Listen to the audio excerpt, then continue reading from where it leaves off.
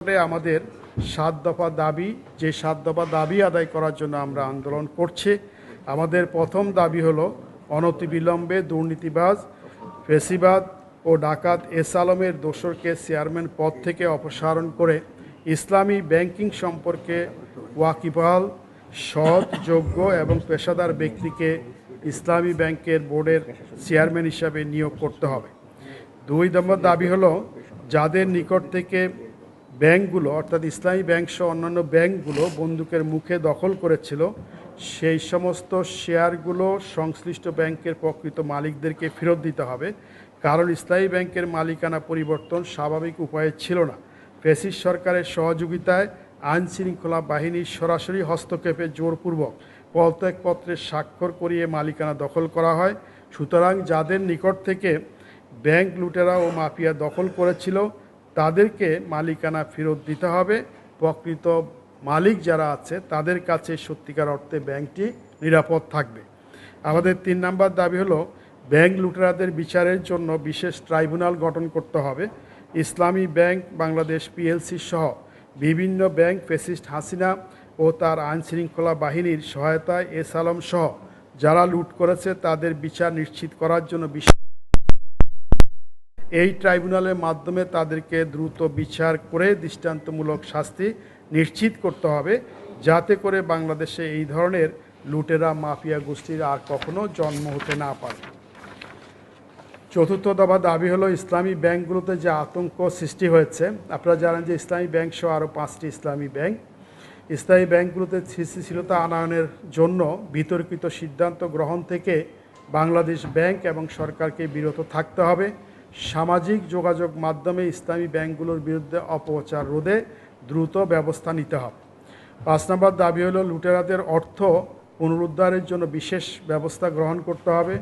বিশেষ টাস্কফোর্স গঠন করার মাধ্যমে বিদেশে পাচারকৃত অর্থ ফেরত এনে ব্যাংকের দায় পরিশোধ করার ব্যবস্থা করতে হবে। অর্থ ঋণ আদালতে বিশেষ সেল গঠন করে লুটেরাদের স্থাবর অস্থাবর সম্পত্তি বাজেয়াপ্ত এবং বিক্রির মাধ্যমে ব্যাংকের দায় পরিশোধের ব্যবস্থা করতে হবে।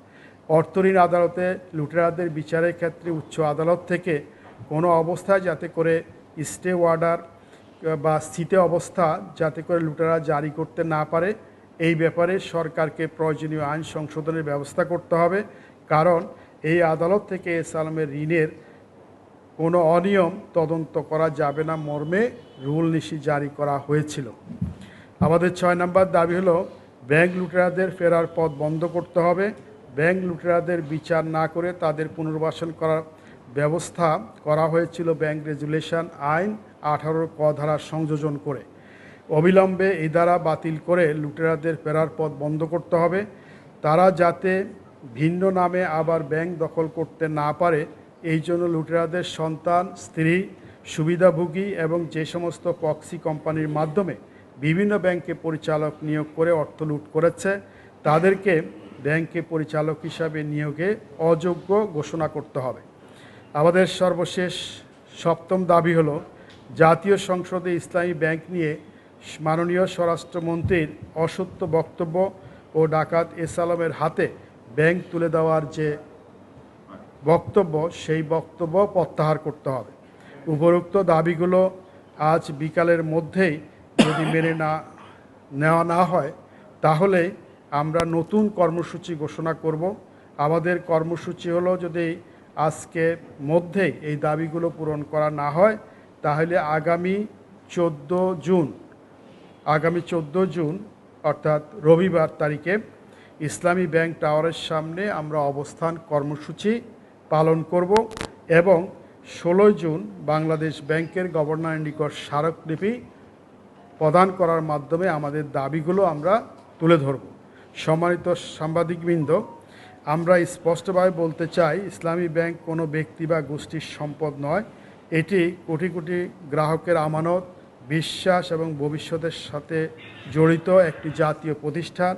আমরা সরকার, বাংলাদেশ ব্যাংক এবং সংশ্লিষ্ট সকল কর্তৃপক্ষের প্রতি আহ্বান জানাচ্ছি যেন ইসলামী ব্যাংকের স্থিতিশীলতা, সুশাসন এবং গ্রাহকদের স্বার্থ রক্ষায় দ্রুত, কার্যকর এবং দৃশ্যমান পদক্ষেপ গ্রহণ করা হয়।